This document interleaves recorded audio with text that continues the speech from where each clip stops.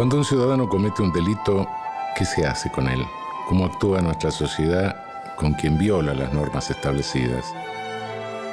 ¿Cuándo el Estado adquiere el derecho de privar a un ciudadano de sus propios derechos y de castigarlo?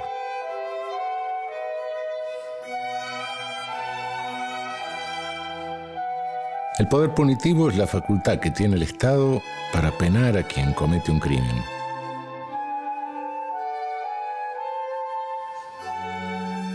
Quien violó las normas, para que no vuelva a hacerlo, y a su vez disuadir a los demás de imitarlo, pues acabaría pasándole lo mismo. Pero esto fue siempre así, es decir, el poder punitivo siempre operó de la misma forma. ¿Se puede hacer algo diferente de encerrar al delincuente? ¿Y la víctima? ¿Qué hace con la víctima?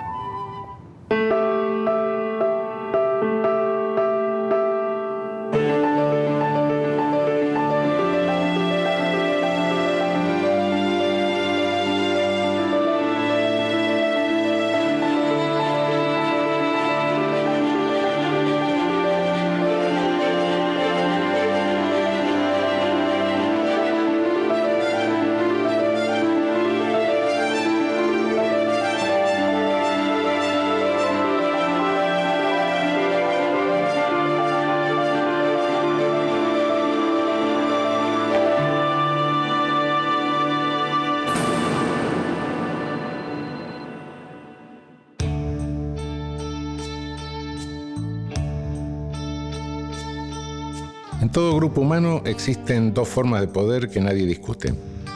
Primero, el poder que detiene un daño específico en curso, como por ejemplo, cuando una fachada está por venirse abajo, hay un poder social que apuntala a la pared, que la demuele, aunque el dueño no quiera, claro.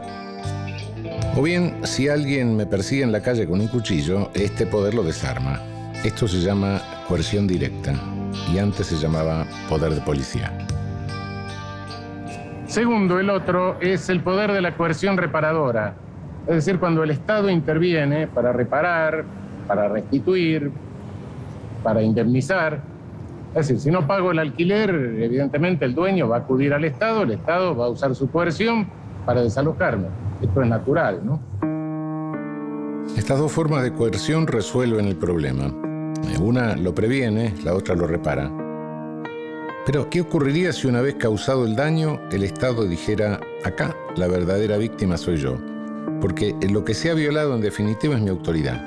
Y se concentrara el Estado únicamente en castigar al culpable, para reparar su autoridad dañada, olvidándose de reparar los derechos lesionados de la víctima.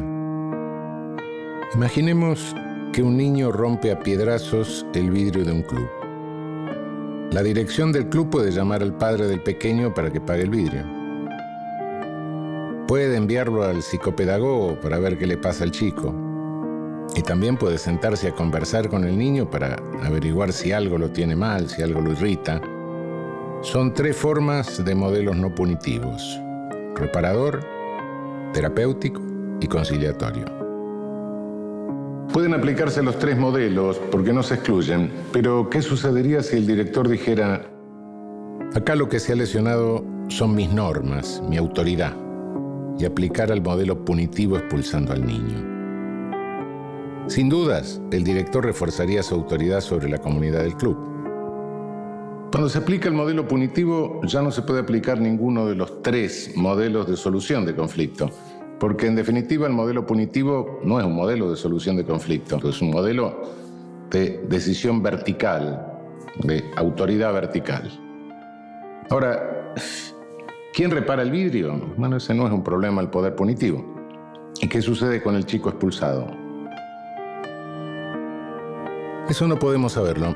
Tenemos tan internalizado este proceso que parece que fuera algo inherente al ser humano, pero no es así. El poder punitivo existe hace muy poco tiempo. Si redujéramos el tiempo de vida de nuestro planeta a una semana, diríamos que el hombre apareció en su superficie hace un minuto. Y en ese minuto que hace que estamos en la Tierra, el poder punitivo existe hace apenas unas décimas de segundo. No, I didn't. You've got to believe me. You've got to believe me. You killed Emily French. No, I didn't. I didn't do it. I didn't kill her. I never killed anybody. El modelo reparador es un modelo de solución de conflicto horizontal, es decir, entre partes. En lugar, el modelo punitivo es verticalizador, corporativiza, jerarquiza la sociedad. Por eso surge cuando las sociedades empiezan a jerarquizarse. Cuando las sociedades van tomando formas de ejércitos, con clases, castas, jerarquías, se militarizan. Y se dice que son sociedades verticales. Pero, ¿qué ocurre cuando una sociedad es vertical? ¿Qué consecuencias produce? Hubo una sociedad que se verticalizó con mucha fuerza en Europa, la romana, y conquistó casi toda Europa. Y pudo hacerlo porque tenía una estructura apuntalada por el poder punitivo, jerarquizada, en forma de ejército. Los germanos, que llegaron después de los romanos, resolvían sus conflictos de otra manera. Arreglaban las cosas con una reparación, entregando algún objeto de valor. No se castigaba al agresor, porque de ese modo no se reparaba ningún daño. Pero durante los siglos XII y XIII, pleno esplendor de la Edad Media, los estados europeos recordaron que era buen negocio encerrar a la víctima y que esto también les servía para reforzar su propia autoridad, e hicieron renacer el poder punitivo. Y ya nunca desapareció. Los discursos legitimantes del poder punitivo de la Edad Media hoy están vigentes. Es una estructura que permanece casi inalterada. Los siglos pasan y no cambia, vuelve, reaparece con todas sus fuerzas cada vez que el poder punitivo sobrepasa los límites y produce una masacre. El poder punitivo siempre necesita un enemigo para justificarse a sí mismo. Primero fueron los herejes, pero los masacraron muy rápido. El poder punitivo, para justificar su brutalidad, necesitaba un enemigo un poco más digno. El poder punitivo es el instrumento de verticalización social que posibilitó la colonización. ¿Qué hicieron durante la historia las sociedades cuando se verticalizaron hasta asumir forma de ejército? Conquistar a otras. Por eso nada de lo que se diga al respecto es desinteresado, no es ingenuo, es funcional o disfuncional al poder. El pasado nos explica la continuidad de un poder que nació en la Edad Media y subsiste hasta el presente.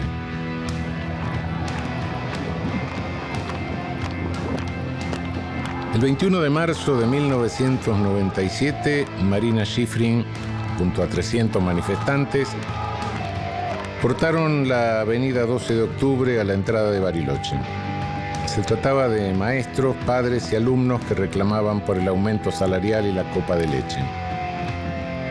Por esa época los maestros ganaban 300 pesos, con los cuales era imposible sobrevivir.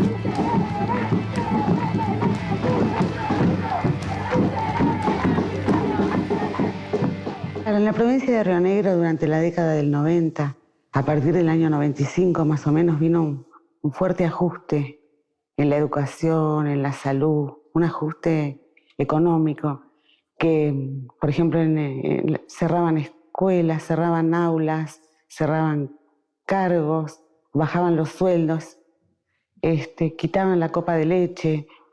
Era la época del menemismo, pero allá en la provincia también se aplicó el menemismo, pero claro, con gobiernos radicales. En el 97 viene la rebaja salarial del 10%. Es un decreto del gobernador Verano. Sí, la famosa rebaja, sí. Entonces hicimos una asamblea, estábamos en un paro de docentes, pero hicimos una asamblea más general que incluye a los padres que quisieran venir, a los estudiantes que quisieran venir. Éramos muchos en la asamblea, como 1000. Y resolvimos ir a cortar la ruta. Marina Shiffrin fue una de las maestras que se manifestó a favor de la educación pública en aquel corte de 1997, que duró menos de 2 horas, tras las cuales los manifestantes se dispersaron pacíficamente, restableciendo la libre circulación por la avenida 12 de octubre.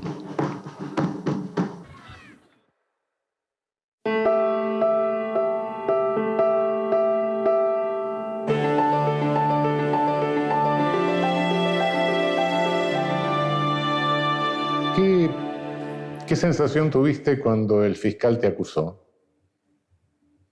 No, a mí me parecía una farsa. Te acusó por perjudicar el turismo. Ellos pasaron un video en el juicio donde se veía el corte de ruta, se veía que yo estaba ahí con una participación activa. Entonces después el fiscal dijo y que en Bariloche era fundamental, lo cual es cierto, la industria del turismo, que Bariloche vivía el turismo y culpa mía, digamos, porque en ese momento me juzgaban a mí, los turistas no iban a venir más. De las 300 personas que cortaron una de las entradas a Bariloche en aquella ocasión, 6 fueron procesadas. Marina Shiffrin fue una de ellas. 11 años después, el 14 de marzo de 2008, productores agropecuarios de todo el país salieron a cortar las rutas para manifestarse en contra de un incremento de sus retenciones. Estoy tratando de largar. Yo estoy diciendo que ¿pero cuándo? ¿A qué hora, hermano? Bueno, esperame lo que estoy conversando a la gente. Los cortes se extendieron por más de 4 meses, generando desabastecimiento en las grandes ciudades del país e interrumpiendo el transporte interurbano. ¿Y qué sentiste después cuando, años después, viste las rutas cortadas, interrumpidas, por otro sector social que reclamaba otra cosa, ¿no? Lo que pasó con los del campo, que no les hicieron ni un solo procesamiento, me pareció terrible porque no solo a mí me hicieron un procesamiento. Hubo y creo que hay muchos criminalizados por protestar de los sectores populares. Entonces, lo del campo, ahí ya... Y al final te condenaron condicionalmente, entonces. Sí. ¿Y esa condena implicaba una inhabilitación o algo así? Decía que yo tenía prohibido manifestarme en caminos interjurisdiccionales, participar en manifestaciones en caminos, algo así decía. Sí, que tenía prohibido manifestar. Una inhabilitación para una actividad no reglamentada. Claro, no me podía ir a hacer una protesta. Pero esto es un delito, pero usted no puede cometer otro delito durante tanto tiempo. Sí, decías. Bueno, un poco contradictorio, sí, efectivamente. Sí. Decime, esta sentencia, que bueno, al final terminó en nada, pero ¿afectó los vínculos solidarios entre maestros, padres de alumnos? La intervención judicial hizo dar miedo a la gente. De repente te llegan los gendarmes a tu casa, te dejan papeles, tenés que ir y no sabés ni qué hacer, tenés que tener abogado.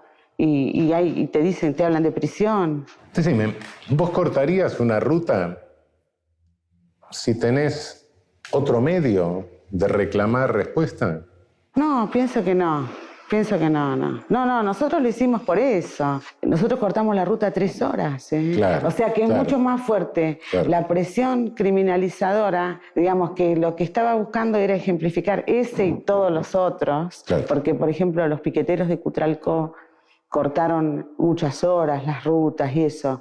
O sea que se le tiene como una intención muy decidida desde un sector del Poder Judicial de que nadie haga este tipo de cosas, pero no piensan que un modelo neoliberal, que un ajuste terrible en la educación, que en realidad significó lamentablemente una transformación. O sea, era todo como un acuerdo con el modelo que se quería imponer. Esa es la verdad. Más allá de que sea discutible si está bien o mal cortar una ruta para protestar por determinado hecho, lo cierto es que el poder punitivo tendría que tener siempre la misma reacción. O reacciona puniendo, o reacciona sin punir, o si impone penas, que las penas sean más o menos iguales, ¿no? De los miles y miles de ruralistas que durante aquel conflicto del 2008 cortaron todas las rutas del país durante semanas y semanas enteras, el saldo fue el mismo. 6 personas procesadas, pero con una diferencia. Ninguna fue detenida. ¡No vamos a aflojar, ¡No vamos a aflojar! ¡No vamos a aflojar! De las 6 personas imputadas por la marcha de maestros y alumnos en Bariloche en 1997, 4 fueron elevadas a juicio. Y de esas 4, Marina Shiffrin fue condenada a 3 meses de prisión en suspenso. ¿Cuál es la diferencia entre los maestros de escuela pública que se manifiestan y los productores agropecuarios? ¿Por qué una protesta se criminaliza y la otra no? Más adelante vamos a ver que esto es inherente al poder punitivo, pero antes hay que volver al pasado para entender el rol que el poder punitivo tiene en el presente. ¿Qué significa que la Edad Media no terminó? Significa que somos productos del poder punitivo que renació en la Edad Media y permitió que las sociedades europeas se verticalizaran como ejércitos, dándoles el impulso necesario para ocupar después América, África, Oceanía, para transportar y esclavizar a millones de africanos, diezmar y hasta extinguir a los pueblos originarios y avanzar sobre el mundo con masacres y depredación colonialista y neocolonialista. Cuando se descubre América, 1492, es el momento en el que el poder punitivo ya tiene un discurso. El discurso que está encaminado a crear una matriz de represión a la brujería. El Malleus Maleficarum es más o menos de la misma época. Esa matriz se traslada hacia América en el siglo XVI. Se confirma en gran medida esa hipótesis de la existencia de ese enemigo, de ese Satán, que es el diablo, y que incide en unos grupos poblacionales muy importantes. Las mujeres y sectores disidentes en lo cultural en Europa y también los existentes en América. A los indígenas se los va a ver como brujos o brujas. La misma represión contra las brujas en Europa se traslada hacia América, con algunas importantes innovaciones. Tienen los mismos objetivos de controlar, de dividir territorios, cuerpos, la apropiación de esas potencialidades de los cuerpos, de la propiedad, y todo se va a repetir en una mayor escala. Va a ser la globalización del poder punitivo. Ese genocidio, ese crimen, va a ser de alguna forma también la matriz de la propia lógica represiva. Y esto también se traslada luego a Europa cuando se controla, ese control colonial es trasladado a controles policiales, controles de espacios y de cuerpos, a lo largo de los siglos siguientes, XVII, XVIII, XIX y XX, ese control que ejerce principalmente la policía, los ejércitos, el Estado en su función represiva o punitiva, como si fuese un ejército de ocupación, como si viniese de afuera, como si fuese una nave nodriza que viene y domina a todos los extraños, que son, en ese caso también, aborígenes que son reprimidos por algo que fuera desde afuera exactamente de la propia sociedad. Esto, digo, también tiene que ver con una influencia de Europa hacia América, en la matriz represiva, y de América hacia Europa, en ese control colonial de los espacios y represión de las poblaciones locales. El control a través del poder punitivo era un control terrorista, un control ejerciendo el terror para amedrentar, para lograr naturalizar esa verticalidad del poder punitivo, aquella que hay que temer, pero también para romper relaciones horizontales. Es este mismo modelo el que en el siglo XIX se actúa en la India, en África, e incluso en el que llamamos neocolonialismo actual, donde el centro del poder sigue estando en el norte de Europa, luego en los Estados Unidos, y que se sufre especialmente en las zonas marginales. Una forma de ejercer ese poder también tiene que ver con romper las solidaridades sur-sur, podríamos decir, las solidaridades entre los países colonizados o neocolonizados.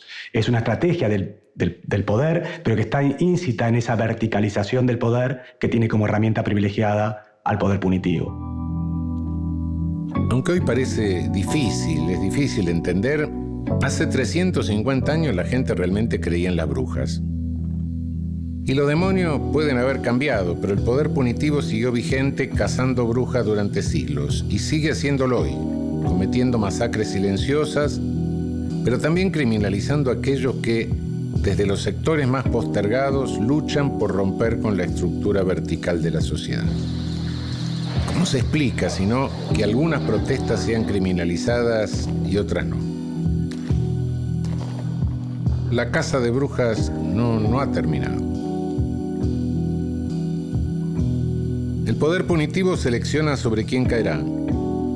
Controla a los sectores sociales carenciados o excluidos y les impone penas absurdas y pérdidas de garantía.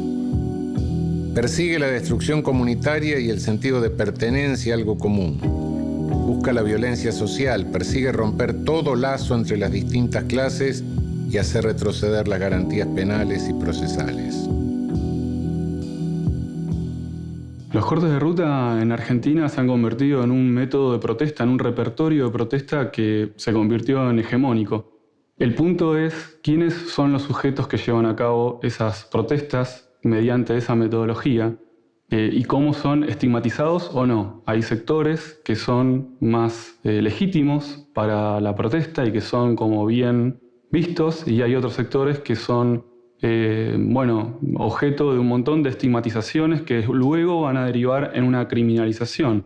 Esas estigmatizaciones producen una suerte de chivos expiatorios, que son los que, mediante los cuales resolvemos de una manera momentánea, en realidad no se resuelve nada, castigándolos. La justicia intenta resolver y aplica su poder punitivo en los momentos en donde se hace de modo explícito, se dan a luz estas desigualdades que intentan dejar de ser desigualdades. Empiezan a surgir ciertos chivos expiatorios que pueden hacer los movimientos trabajadores desocupados, el conocido movimiento piquetero, pueblos originarios, trabajadores ocupados sindicalizados, frente a otras protestas que quizás utilizando el mismo método, pero con otros objetivos y representando otras identidades, sí las vemos como legítimas y como correctas. Esto lo que nos habla en realidad es de la aportación de ciertas identidades e ideologías que llevan esos sujetos, en realidad, en esa protesta. Portadores que son triunfadores y otros portadores que han sido derrotados. Que cortar rutas es un símbolo de enfrentamiento directamente con el poder. El mismo poder que todos los días nos está cagando de hambre, que todos los días hace que se mueran los pibes, que todos los días hace que en los hospitales no haya remedio, que todos los días hace que la educación sea mucho más baja, pues sabe que educándonos podemos hacerle frente con conocimiento. Bueno, eso no pretenden que no lo tengamos. Si en lugar de ejercer el poder punitivo y expulsar del sistema al niño que rompió el vidrio del club, se hubiera intentado reparar el daño, tal vez ahora no estarían arrestándolo. Y si en lugar de arrestar a los que cometen delitos menores, encontráramos otra manera de resolver el conflicto, evitaríamos que año a año miles de jóvenes ingresen en la principal escuela del delito, que son las prisiones. No se trata de que vamos a abolir el poder punitivo. El poder punitivo no se va a abolir. Pero se trata de comprenderlo, de tener claro que desde Roma, desde antes, el poder punitivo sirve para verticalizar las sociedades. Esa es la función sustancial que cumple. Verticalizar y concentrar el poder de los que están arriba, de los hegemónicos. Entonces, de lo que se trata sí es de reducirlo, de contenerlo para que sirva para algo que pueda ser útil, pero que no sirva para una masacre.